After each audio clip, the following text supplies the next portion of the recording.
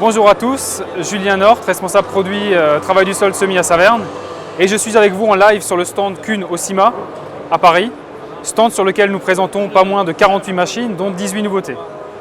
Je vais pour ma part vous présenter la nouvelle herse rotative HR 8040R, une herse rotative de 8 mètres, adaptée aux tracteurs ayant une puissance à la prise de force allant jusqu'à 500 chevaux. Alors quand on a commencé à développer cette nouvelle gamme de herses, on a commencé par visiter de nombreuses fermes, de nombreux clients, pour bien comprendre leurs besoins et identifier quelles sont leurs problématiques. Les retours ont souvent été les mêmes, des surfaces qui augmentent, des machines plus larges, des tracteurs de plus en plus gros et des puissances de plus en plus importantes. Par contre, dans le même temps, les périodes d'utilisation sont toujours les mêmes, c'est-à-dire qu'en 10-15 jours, il faut que l'ensemble des opérations de préparation du sol et de semis soient réalisées. Donc en partant de ces informations de départ, on a défini plusieurs axes de développement. D'une part, des machines plus larges. On allait avant jusqu'à 6 mètres, on va maintenant jusqu'à 8 mètres de largeur de travail. Et des machines qui doivent surtout être adaptées à des utilisations 24 heures sur 24 pendant plusieurs jours consécutifs. Alors la largeur, ici on voit la machine qui fait 8 mètres, ça paraît très grand.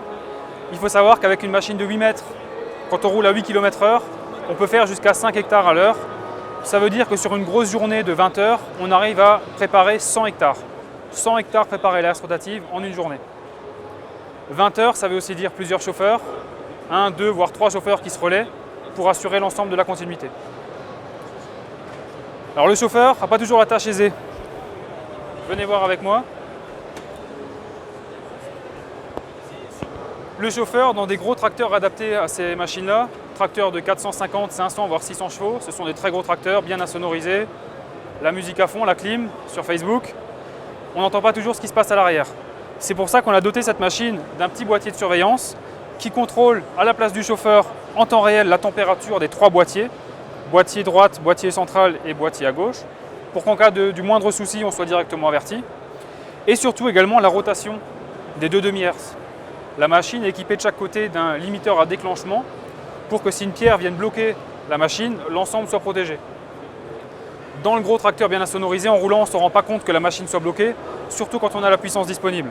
C'est pour ça qu'avec ce boîtier, au moindre problème, on a un voyant qui s'allume, une sonnerie en cabine pour informer le chauffeur de s'arrêter et de vérifier ce qui se passe à l'arrière. Deuxième point, plusieurs chauffeurs, ça veut dire aussi des chauffeurs pas forcément très expérimentés, parfois des stagiaires, parfois des apprentis, qui ne savent pas toujours comment utiliser la machine et qui n'ont pas le temps de bien lire le manuel pour tout comprendre. C'est pour ça qu'on a doté de cette machine du réglage hydraulique. Un réglage hydraulique de la profondeur de travail pour s'adapter en temps réel au type de sol et au lieu dans la parcelle. Également un réglage hydraulique de la barre niveleuse qui se trouve à l'arrière pour adapter la finesse d'émiettement. Ça veut dire que quand on a des sols avec plus de mottes, des sols plus difficiles, on peut baisser la barre niveleuse afin d'émietter plus. Par contre, quand la zone est plus facile à travailler, une zone plus sableuse, plus limoneuse, on peut remonter la barre pour du coup limiter la puissance nécessaire et gagner en vitesse d'avancement. Donc on a le vérin ici, la barre niveleuse qui est en bas et l'indicateur qui est directement visible depuis la cabine, de hauteur de barre niveleuse et l'indicateur pour la profondeur de travail de la machine. L'ensemble des réglages sont synchronisés avec des véramètres esclaves pour que tout soit toujours bien réglé. Autre point important sur une machine de cette taille, c'est une machine qui n'a pas le droit de s'arrêter pendant la saison. Si la herse a un problème et s'arrête pendant la saison, c'est tout le chantier de semis qui est retardé. Ça veut dire des changements d'assolement, des cultures qui n'auront pas poussé correctement. Donc cette herse, on a également tout mis sur la fiabilité, c'est-à-dire que les 3 carters contiennent des grandes quantités d'huile et le carter central est équipé d'un refroidisseur d'huile additionnel. On a sur le dessus de la herse un réservoir additionnel là en haut et une pompe qui est intégrée à l'intérieur du carter. C'est-à-dire que dès que le carter va tourner, on va pomper l'huile, la pompe se trouve juste là derrière, on voit l'huile ici. La pompe va faire remonter l'huile dans le refroidisseur qui se trouve au-dessus. L'huile va être refroidie par la grande surface d'échange et va ensuite être injectée, attention je vais passer devant toi, et va ensuite être injectée sur les côtés du carter aux endroits les plus fragiles, c'est-à-dire aux endroits où se trouvent les roulements latéraux. On a également revu l'ensemble des caractéristiques de cette gamme à la hausse par rapport aux gammes actuelles.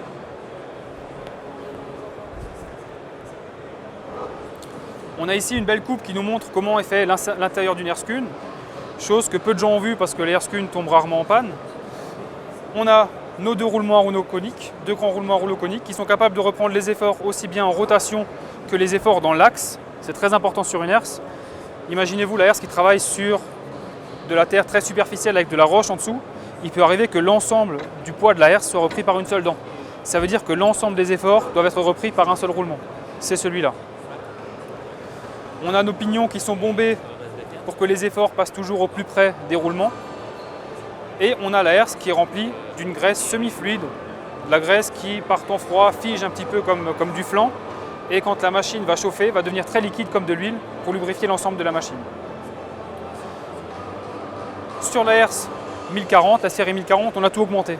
On a augmenté le diamètre des arbres, on est passé de 50 mm à 55 mm. On a augmenté la taille des roulements, on est passé là sur la catégorie de roulement supérieur.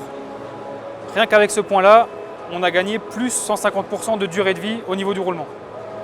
On a augmenté la portée entre les deux roulements. On a augmenté l'épaisseur des lames, on est passé sur des lames d'épaisseur 18 et on a également rallongé les lames.